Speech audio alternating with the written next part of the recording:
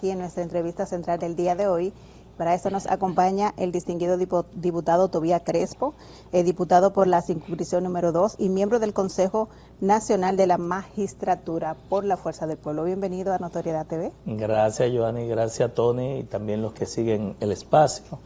Gracias por invitarme aquí, afortunado de estar en Notoriedad TV y presto a responder las preguntas, las inquietudes, hablar no solamente de los temas legislativos, los temas políticos, sino también los temas que preocupan a los dominicanos y dominicanas. Así es. Así es. Tobías, yo quiero empezar con una pregunta.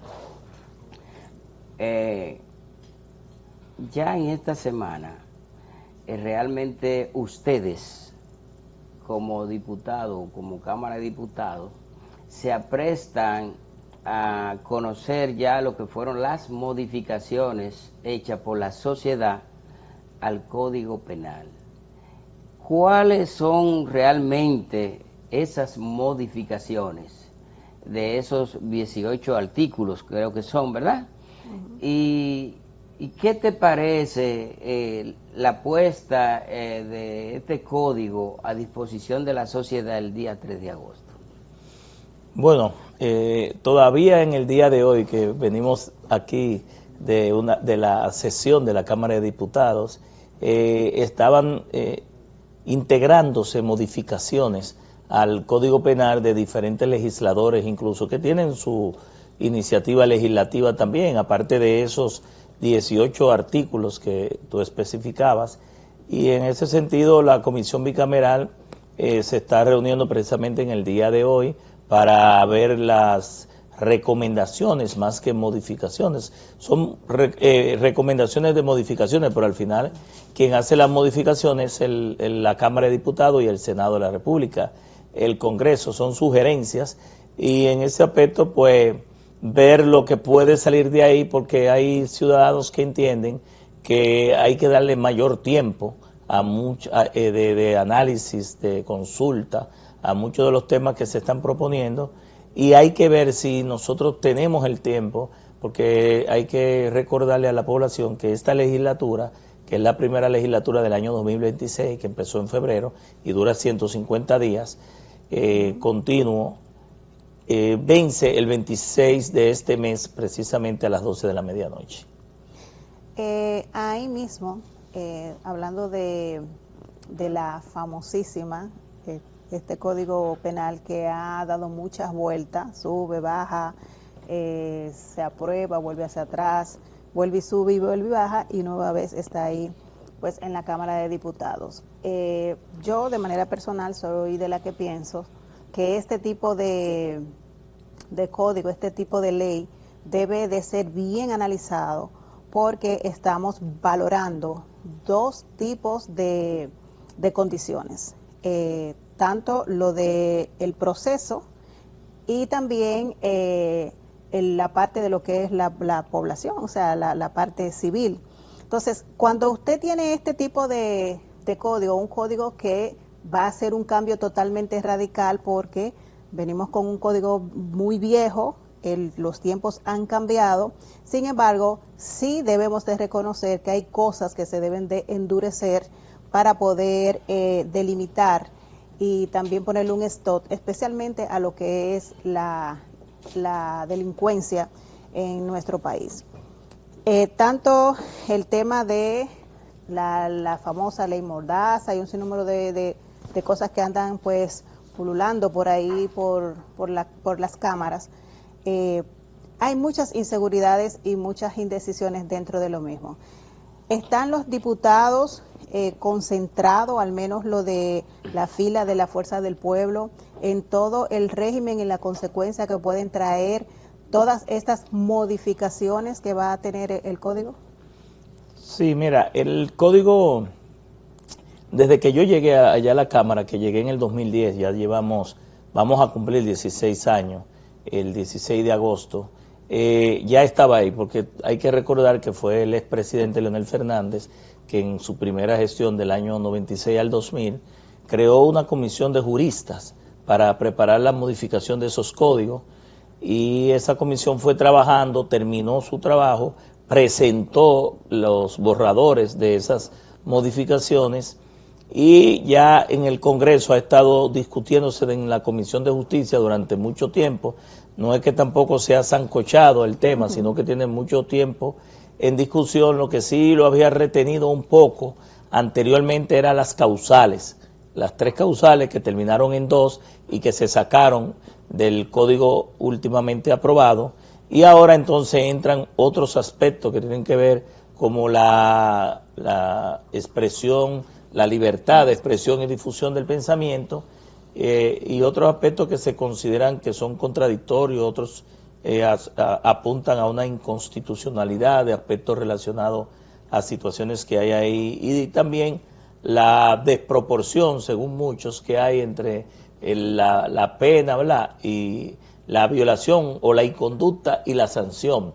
Porque si hay 2 principios que debe tomar en cuenta el régimen sancionador, es el principio de racionalidad, la pena, la sanción debe ser racional, y el principio de proporcionalidad, debe ser proporcional al daño ocurrido o a la afectación que se hace.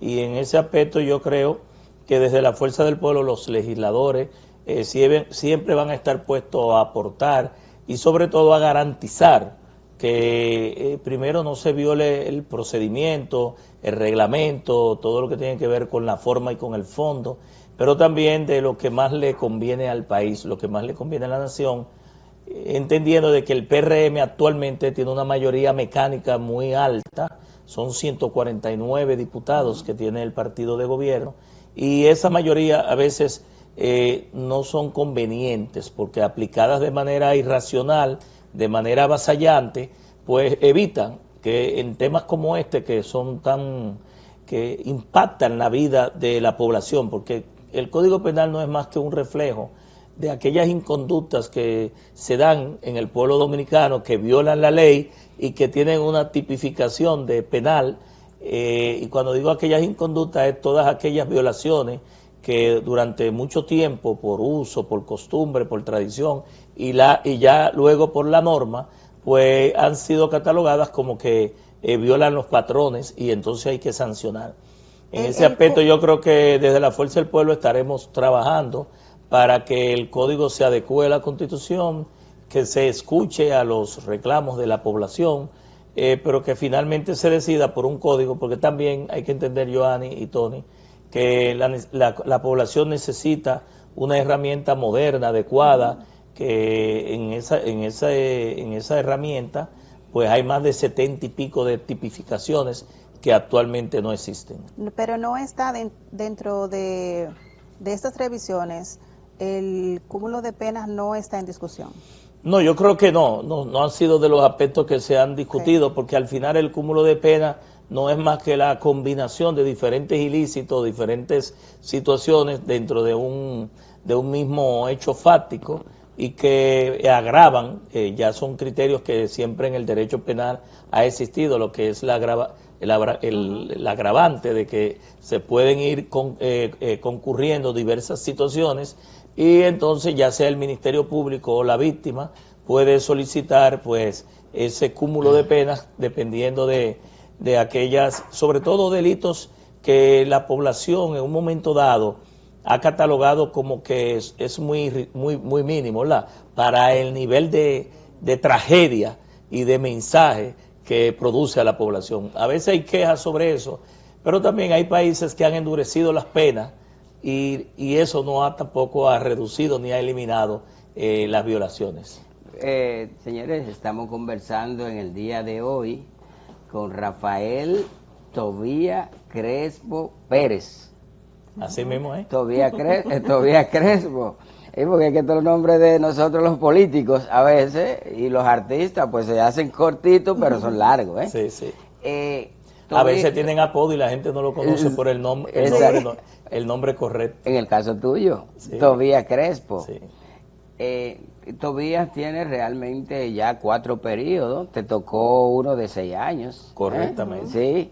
Tobías, ¿a qué pudiésemos nosotros atribuirle que este gobierno, sobre todo desde el 2024, estamos refiriéndonos a la ley 124, que hablábamos aquella vez de lo que era una ley del DNI, y una ley que prácticamente como que coincide, tú me das tu opinión, coincide con lo que es la ley Mordaza, con prohibir, ¿verdad?, la libertad de expresión.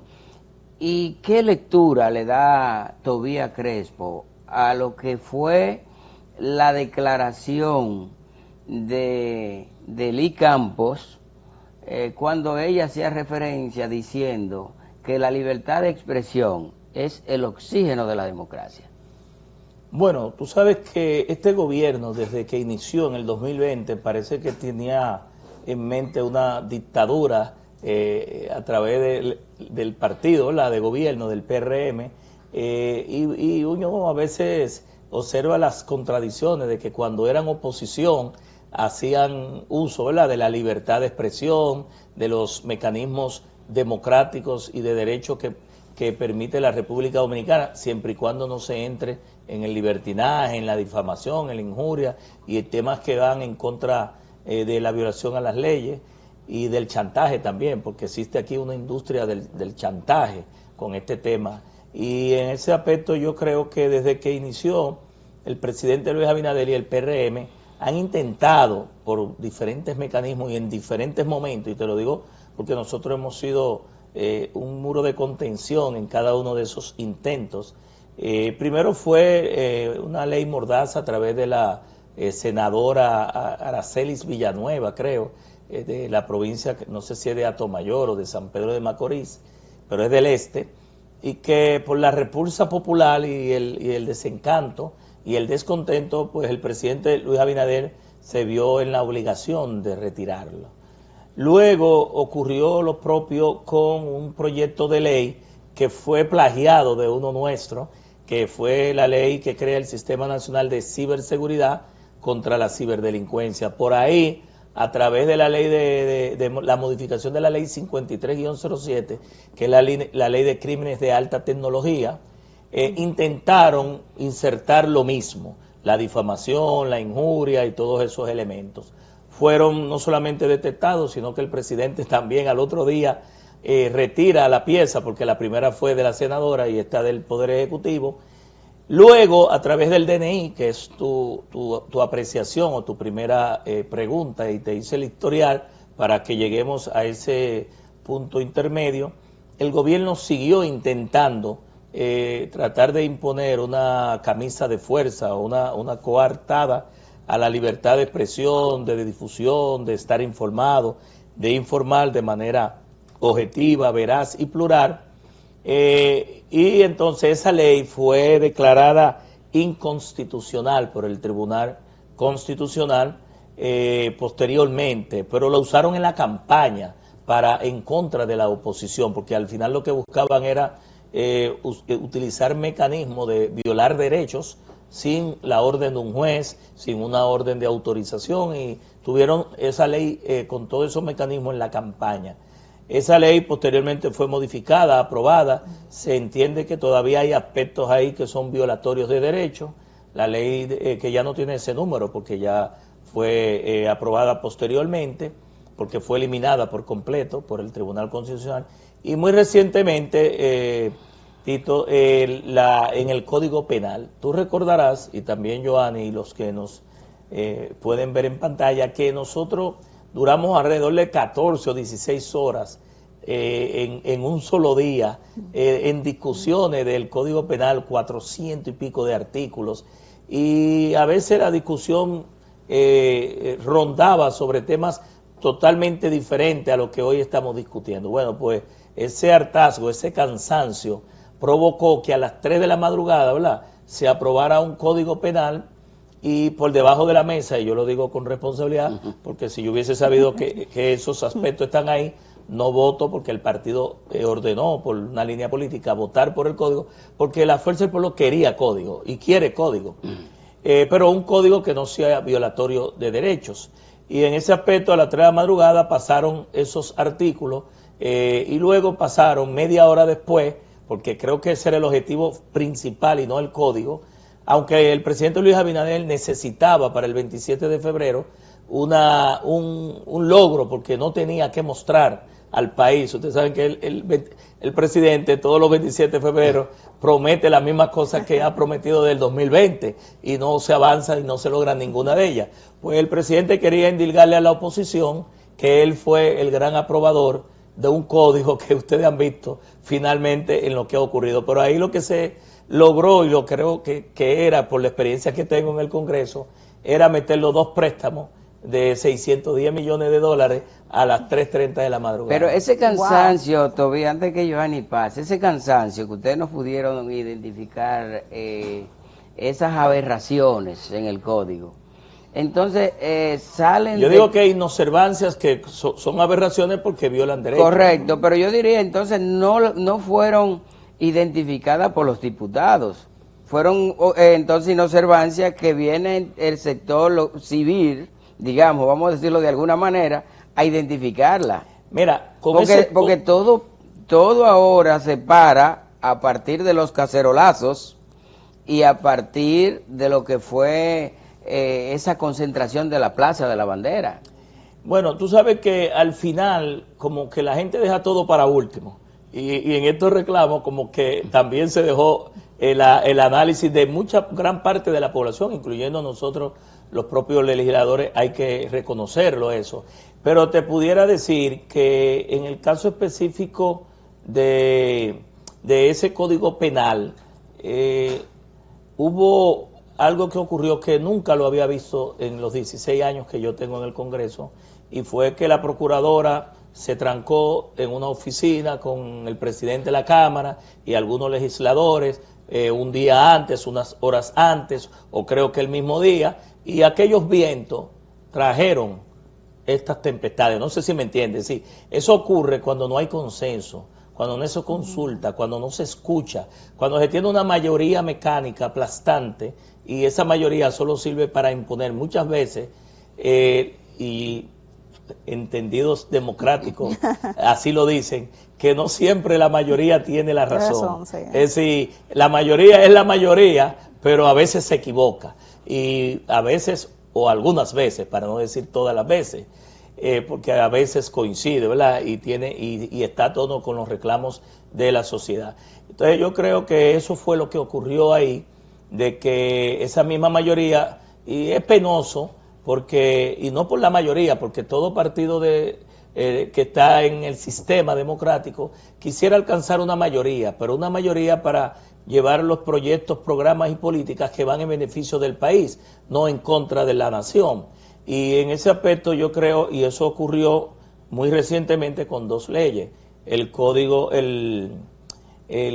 tributario, la ley de reforma fiscal, que fue aprobada recientemente, ustedes recordarán, hace 2 semanas, y que en casi 4 días modificaron 46 artículos del Código Tributario. Oigan, 46 artículos, y mandaron un texto que el mismo día nadie lo conocía. Es verdad que se leyó, no puedo decir que no se leyó, pero una cosa es leer, otra es entender y otra es convencer. No sé si me copia. Claro. Es decir, claro. Se leyó ese mismo día, pero una cosa es leer y otra cosa es dar turnos, analizar, y luego analizar y consultar a los sectores. Eso no se hizo con la reforma tributaria, pero tampoco se hizo con la ley de residuos sólidos, que también se modificó bajo un avasallamiento legislativo de una mayoría, que lo que ha servido generalmente es para aprobar préstamos, para aprobar bonos, para aprobar fideicomisos y para aprobar negocios de alianzas público-privadas, que no son malos los negocios y las alianzas público-privadas, pero este es un país, este es un gobierno que ha ido a fideicomisar el Estado. Es decir, en vez de gobernar y de administrar la cosa pública, lo que ha ido es a ponerlo en manos de terceros.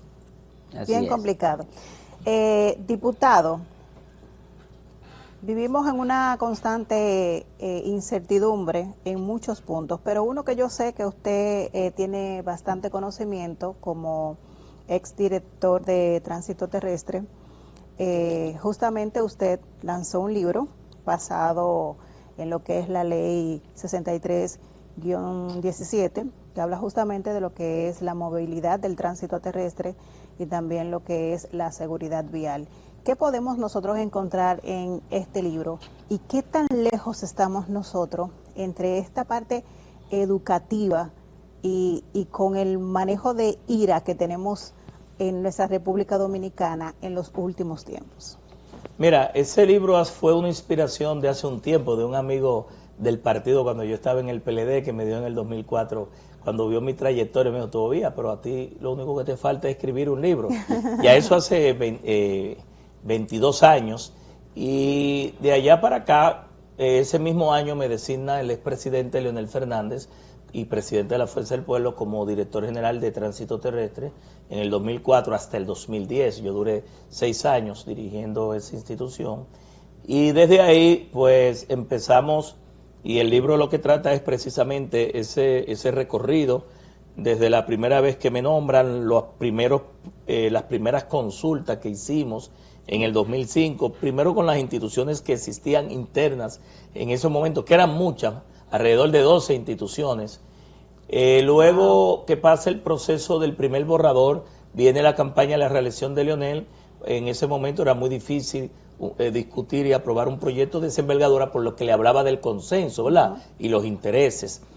Entonces se hace otro proceso de consulta posteriormente en 2008, 2009 y en 2010 terminamos un segundo borrador, que fue el texto que nosotros finalmente sometimos el 17 de agosto del 2010, cuando a mí me eligieron diputado, y yo en la campaña dije que iba a lograr que el país tuviera una modificación o una nueva ley de movilidad, de transporte, de tránsito y seguridad vial. En ese momento era una ley de transporte, porque buscaba crear un ministerio de transporte. Y en ese aspecto el libro trata ese diagnóstico, la historia, el proceso de consulta, luego el proceso legislativo del 2010 hasta el 2017, que se aprobó un 21 de febrero de ese año, donde ahí se expresa lo que le llaman en derecho el espíritu del legislador, ¿verdad? De los legisladores que estuvimos ahí trabajando en esa iniciativa, y también posteriormente a la promulgación, la reforma institucional que se dio con la aprobación de esa ley. Luego de ese capítulo recorre todos los aportes de lo que tiene que ver con la ley, entra a analizar de manera jurídica los temas de una nueva o de una nueva materia, o una materia que no existía, que es el derecho administrativo, con el tema del transporte, porque aquí no había una ley de transporte.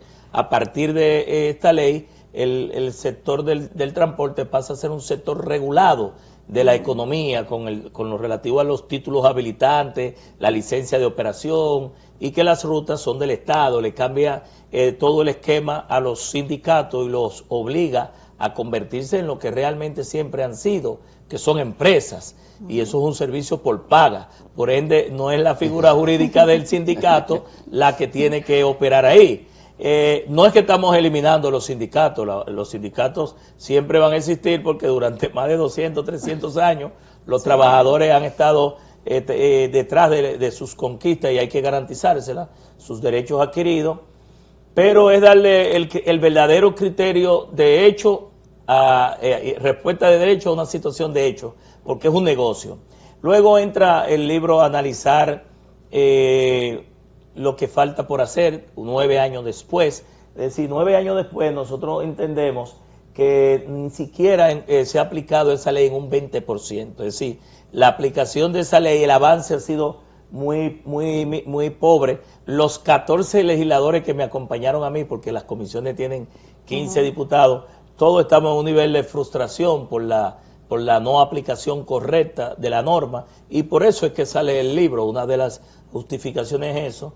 Y luego entra a sentencias del Tribunal Constitucional que han fijado criterios jurisprudenciales sobre esa ley, no sobre la ley 241, sino sobre esa nueva ley, que solamente son 2, una que tiene que ver con reiterar una anterior, 4 sentencias que reiteran la prohibición a la DGC para que por cualquier violación a la ley se lleve los vehículos, los motores. La DGC no puede si no lo establece la ley, llevarse un vehículo, retener un vehículo, si no son por las causales que establezca la misma ley, que son 5. Sin embargo, la DGC viola y desacata de manera continua esos mandatos del TC, que ya ha reiterado 4 sentencias sobre el mismo tema. Y el otro tiene que ver con la edad de los choferes, que había el numeral 2 del artículo 101, decía que para transporte de pasajero y carga, dedicarse a él se necesitaba una edad mínima de 21 y una máxima de 65 por un tema del derecho al trabajo. El Tribunal Constitucional consideró que esa restricción era inconstitucional y la expulsó de la norma. Y luego entonces entra a establecer la propia ley y 20 reglamentos que ya el Consejo Directivo del Intran pues ha aprobado desde el 2017 hasta la fecha. Esa es más o menos la narrativa de ese libro, que tiene 837 páginas, un libro muy extenso, pero que nosotros esperamos que sirva de consulta, es un compendio para todo lo que existe sobre la movilidad, el transporte terrestre, el tránsito y la seguridad vial, no solamente en derecho, sino a nivel de gestión, está insertado en ese libro. Realmente yo sé que va a servir de consulta, porque nosotros lo necesitamos. Urgente. Sí. Y hay algo, Tobías, que yo no quisiera que dejásemos de analizar. Tú sabes que aquí han resultado casos muy aberrantes, vamos a utilizar nuevamente el término, como la muerte de este niño. Ahí hubo una violación a esa ley y a la ley orgánica de la policía. Como también la muerte de Darling. Sí. Un niño, yo le digo niño todavía, porque apenas estaba empezando a querer echar hacia adelante. Y ya hemos visto todo lo que se ha desencadenado después de eso, trajo consigo protestas y una serie de cosas, y hasta muchos sectores han llegado a pedirle la renuncia a la ministra de Interior y Policía, Farideh Raful. Yo quiero 2 opiniones. Primero, eso, ¿qué te parece las violaciones con las que se está manejando la policía y la DGC? Porque vamos a decir, aquí parece que hay un cruce de funciones con la 6317, que tiene que ver con la movilidad, y que ya eso debería ser controlada por la DGC, y la 590-16, que es la policía. Entonces yo quisiera como que tú nos aclarase, nos pueda aclarar esto, porque tienen los policías nacional, la PN, como se decimos, el deber de montar un motor, nada más porque entienda que debe montarlo. No, mira, te voy a aclarar lo primero y luego a lo último.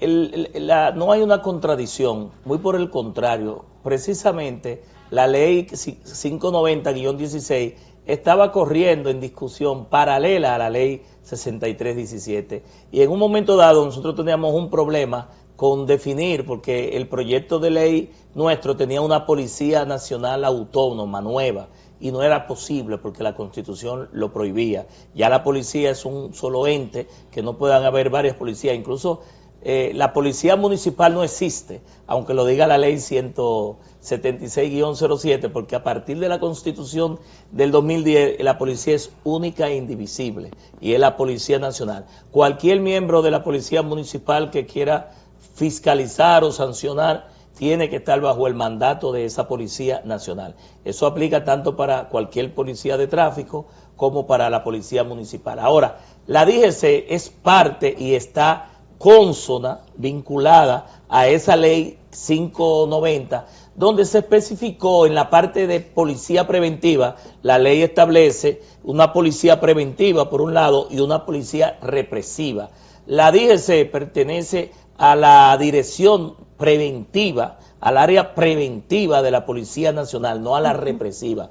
Nosotros nunca quisimos ni queremos ver a los agentes de la DGC cayéndose a tiro, a piedra, a palo, punzones y botellazos con los peatones, con los pasajeros, con los ciudadanos. No es esa la policía, que muy por el contrario, es una policía que prevea, que te diga, mire, póngase su cinturón. ¿Y cómo hacerlo? Porque eso es lo que hay. No, estoy hablando lo que dice la ley, porque sí, una cosa es lo que dice la ley y otra es la aplicación de la ley, y que el Estado no ha podido formar agentes de la DGC que son parte de la Policía Nacional. Es decir, la DGC depende de la Policía Nacional, la Policía Nacional depende del Ministerio de Interior y la Policía Nacional es auxiliar del Ministerio Público en la investigación penal. Los accidentes de tránsito tienen una categorización de penal, ¿verdad que sí? Entonces es obligatorio que esa policía DGC, que es parte de la policía preventiva, que está vinculada al Ministerio de Interior, que es el órgano rector de las políticas de seguridad ciudadana o seguridad pública, actúen respetando los derechos de los ciudadanos. Es decir, es una policía que incluso lo llevamos a hacer unidades técnicas de investigación de accidentes de tránsito. Pero entonces, ¿quién va a regular eso? Porque lo que se está viendo todavía es que hay... el Ministerio de Interior es que tiene que hacer... ¿Y entonces qué vamos a hacer si el Ministerio de Interior no lo está haciendo? Es el Ministerio de Interior que tiene que hacer cumplir como órgano rector, regulador, que la Policía Nacional, no solamente con la actuación de la DGC, sino también con los agentes que son los que patrullan, ¿verdad? Y garantizan la vigilancia de otros tipos de delitos que no tienen que ver con esta ley 6317. La DGC viene siendo igual que el DICAN, que el DICA, que la DNCD, es una policía, una dirección general dentro de la Policía Nacional, pero preventiva. ¿Estamos claros? Ahora, vámonos a la parte de la retención de la motocicleta, como se le llama, no incautación. La DGC solamente puede, según la ley 6317, llevarse no solamente una motocicleta, sino un vehículo por las causales, por 5 causas, que lo dice la propia ley. Primero, la persona no tiene la matrícula o una copia de la matrícula, tiene que andar, la ley dice que en el vehículo o encima, la persona debe andar con un documento que demuestre la propiedad de ese vehículo. En esas condiciones puede retener por 72 horas. Y luego a las 72 horas, si la persona paga su multa y resarce la violación, pues hay que entregarle su vehículo. Estamos hablando de garantía de derechos, estamos hablando de un Estado democrático y de derechos al cual todos aspiramos. A lo ideal. A lo que dice la ley, es lo ideal y es lo que dice la ley y es lo que nos está aplicando. La segunda condición, Tito, es si no tiene la placa o está alterada, no ha renovado el marbete. La placa es el derecho a circular. Si usted no ha pagado el derecho a circular, es lógico que le retenga el vehículo por un tiempo, 72 horas, y usted tiene que pagar en la placa. La otra causal, no tiene la póliza del seguro. Si no tiene la póliza del seguro, no puede resarcir daños a terceros, y en ese sentido no puede indemnizar a las víctimas o a los familiares de las víctimas cuando hay un accidente de tránsito o cuando ocurren daños a la propiedad pública o a la propiedad privada. Tercero, ¿verdad? Si se dan cuenta, todos son del vehículo, no del conductor, porque no es el vehículo que viola, es el conductor. Y el conductor debe tener los documentos al día. Cuarto, no tiene la inspección técnica vehicular. Y en ese sentido, el gobierno no está dando, todavía el Intran no ha empezado a dar, que se paralizó creo que en el año 2013 por un error, porque ya aquí llevó a los ciudadanos a no pensar en eso, lo que nosotros le llamamos el famoso malvete, ¿verdad? Claro, o revista. Claro. Si no tienes el vehículo en buen estado, no ha pasado la inspección técnica vehicular, es lógico que no pueda circular el vehículo y se te retenga hasta que tú normalices la situación. Y por último, que tiene que ver con obstaculizar el libre tránsito a los ciudadanos, que generalmente eso lo hacían mucho los transportistas cuando hacían huelga, cuando provocaban entaponamiento. Ahí la autoridad puede llevarse el vehículo a un centro de retención por una violación a obstaculizar el libre tránsito. Hay algo, Tobías, que yo quisiera que analizáramos aquí, y a mí me pasó en esta semana. Yo vengo de la Independencia hacia la 27, voy para la Kennedy, y voy en el carril derecho, que lo que me gustaría es saber si el libro lo contempla o si la ley lo contempla. El entaponamiento mayor de aquí, de aquí del Distrito Nacional, yo lo veo en ese sentido. Cuando Morrison entró al Intran, yo creo que fue uno de los inventos más grandes que se han hecho.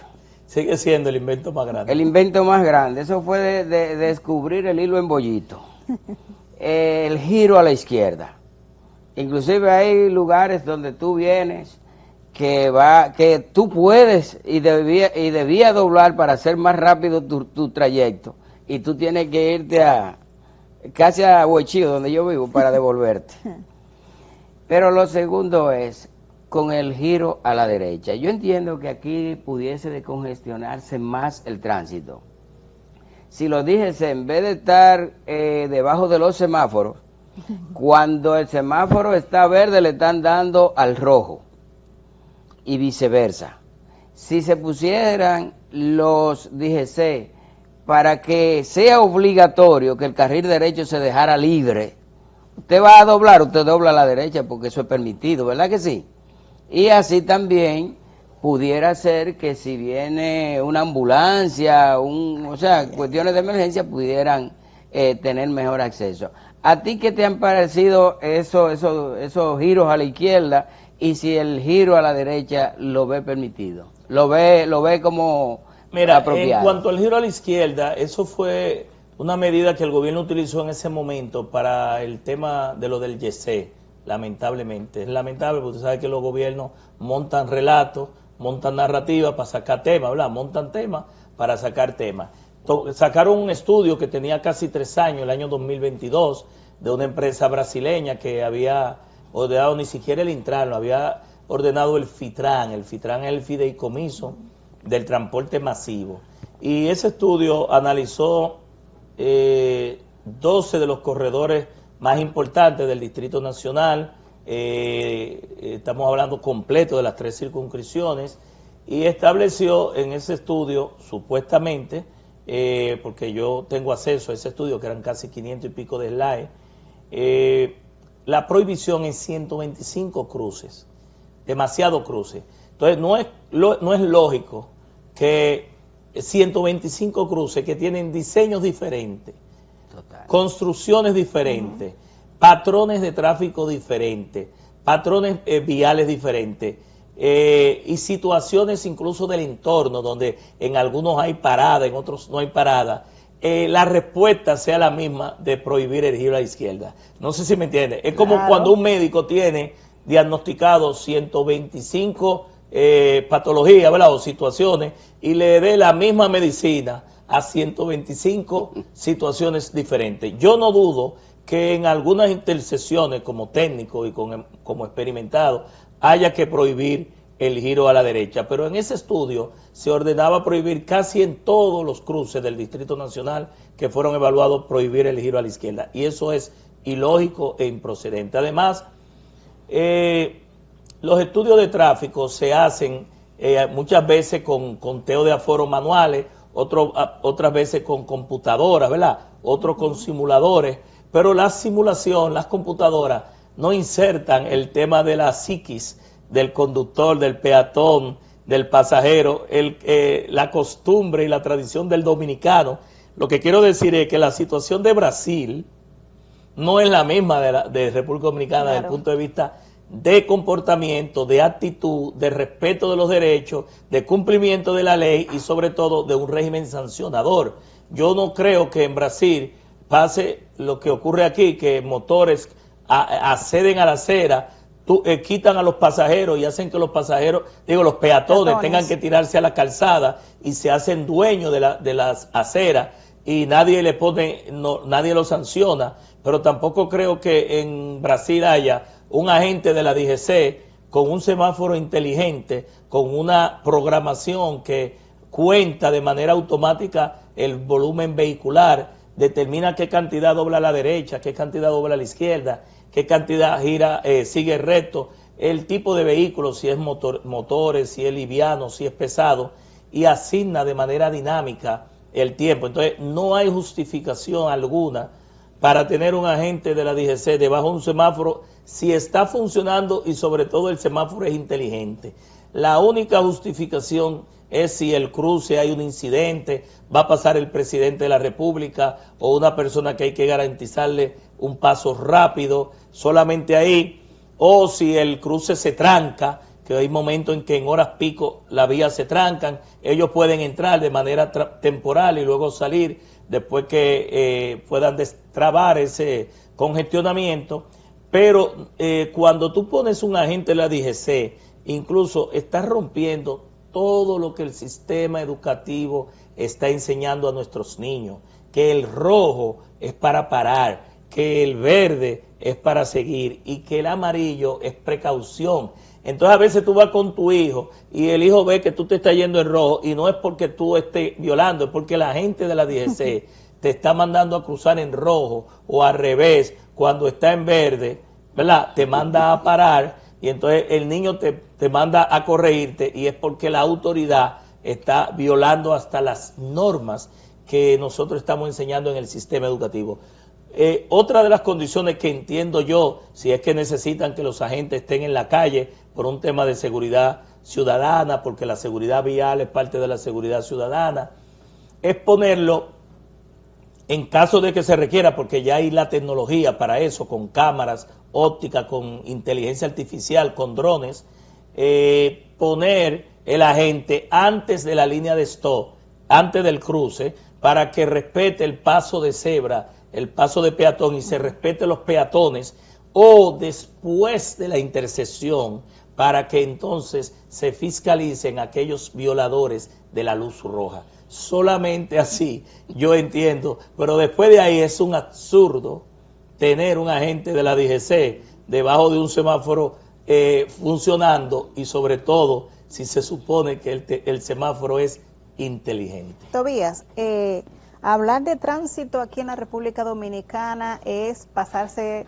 semanas, porque la verdad Semanas, es... no, yo creo que décadas. O décadas, porque la verdad es que estamos... Ya yo tengo 2 décadas y pico, 22 años luchando, ¿verdad? Hablando de esto, sí. Y sigue estando bien complicado, pero hay un tema con los motoristas, primeramente porque ha aumentado muchísimo el volumen de motoconchos en la calle, tanto por el tema de mensajería, que más, también el servicio de lo que son los Uber o los moto Uber, que también ha funcionado de una manera interesante por el tema del entaponamiento que tenemos, especialmente en las horas pico.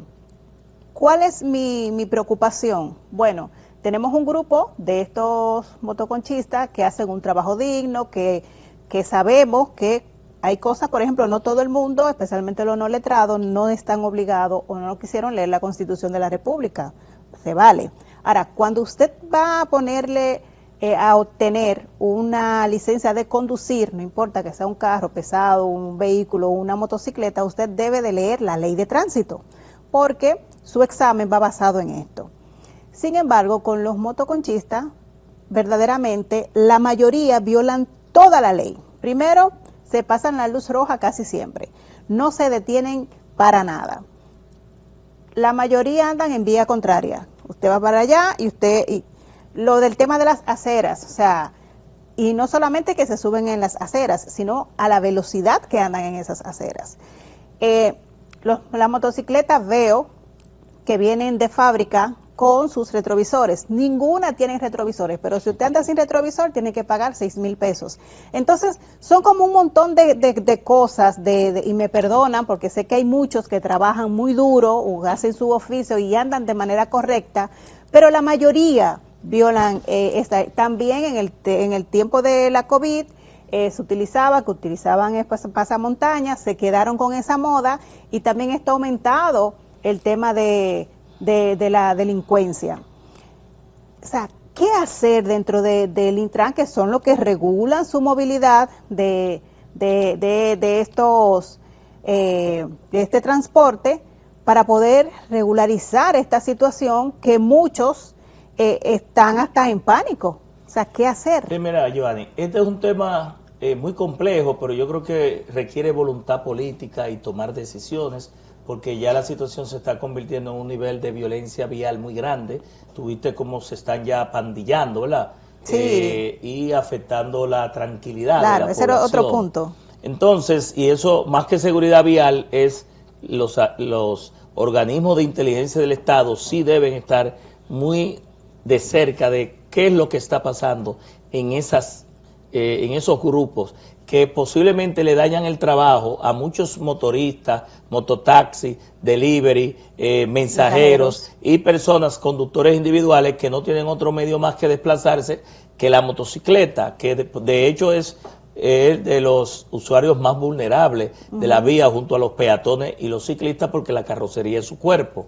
Y en ese aspecto yo creo que hace falta asumir el problema con responsabilidad, porque aparenta que hay un costo, hay un costo político de no abordar de manera seria y responsable el fenómeno de la motocicleta, pero yo soy de los que creo que el costo político de no haber tomado la decisión ayer, cuando digo ayer, por ejemplo, fue cuando se aprobó y se promulgó la ley 6317, hace más de 9 años, es mucho mayor, más trágico y de más pérdida de vida, de luto, de dolor al pueblo dominicano y costos económicos que la rentabilidad política que da tomar una decisión en beneficio de la población. Me explico.